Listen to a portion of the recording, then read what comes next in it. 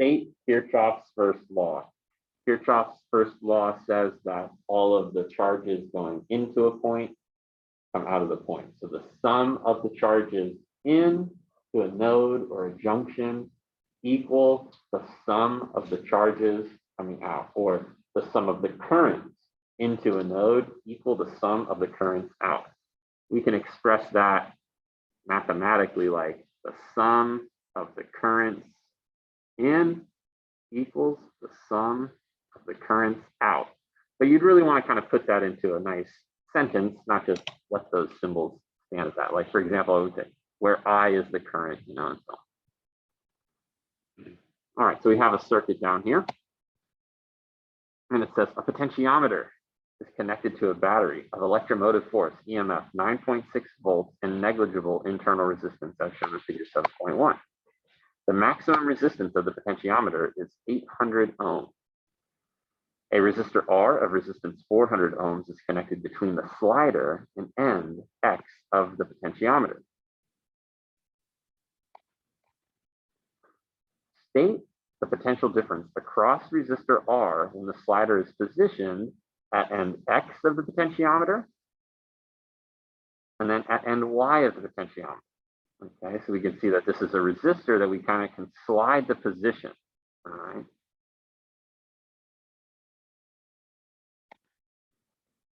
When the slider is positioned right here at X, and we try to follow the path of the charges, and we're answering, well, what's the potential difference? What's the voltage across this resistor right here, R, the one they've labeled R? If we move this slider all the way to X,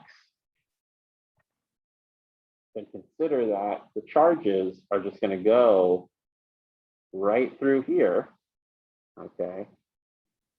And then all of them will sort of pass through the 800 ohm resistor. In other words, that's a short circuit. It would rather take this path than this path. So by moving the sort of slider all the way this way, the potential difference across resistor R is 0 because it's a short circuit. If we slide this all the way over to Y now, then you could imagine that we've got a parallel circuit, right? We've got this 800 ohm resistor in parallel with that 400 ohm resistance. That's sort of the point of building a circuit like that. We can sort of adjust. If there's 9.6 volts of EMF, then that means all 9.6 volts drop across this one and the component that's in parallel to it. Remember, the voltage is the same across parallel branches. And so the potential difference would be 0 if we move it over to here. So all the charges pass through this. In other words, all 9.6 volts would drop across this one at X. If we slide the position over here, now we've got a parallel branch and the charges are going to go through sort of both. And we have 9.6, the total EMF dropping across resistor R because it's in parallel to potentiometer.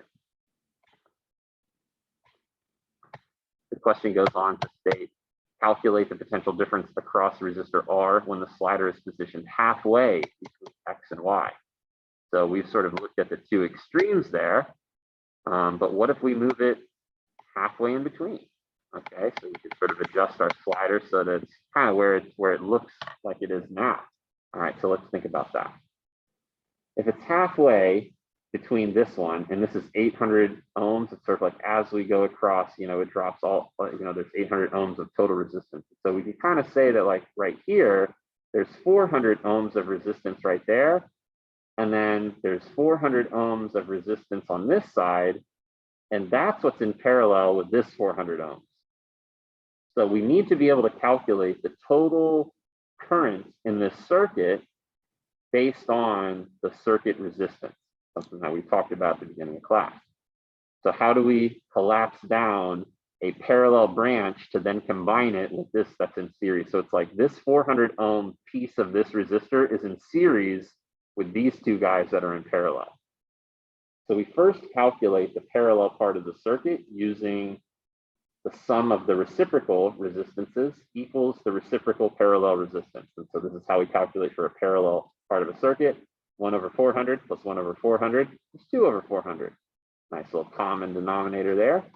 And so if 1 over the parallel resistance is 1 over 200, then the parallel resistance is equivalent to 200 ohms. You just take those reciprocals. And so this piece right here, like this 400 ohm part of this one in parallel with this one, gets a combined equivalent resistance of 200 ohms. But that is in turn in series with this other half, 400 ohms.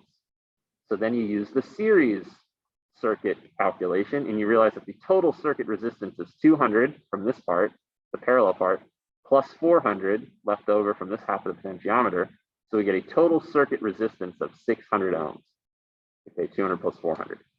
The voltage up there was 9.6 volts. And so the total current that's drawn from the battery is 9.6 divided by 600, or 0.016 amps. There's 0.016 amps in the circuit.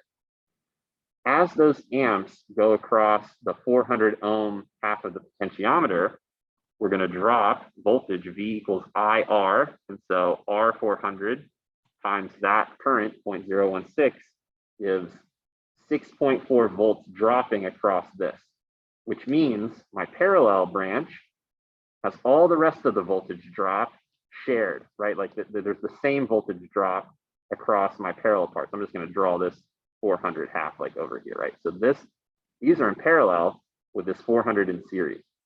So if we can calculate 6.4 volts dropping across this 400 ohms, then all the rest of it, 3.2 volts, are dropping across both of these, right? Because they're parallel, and so there's the same voltage drop across parallel branches. And so 3.2 volts would be the voltage drop. And the answer to the final part of this calculation, which was calculate the potential difference across resistor R when the slider is positioned halfway between X and Y, that's where we get 3.2 volts.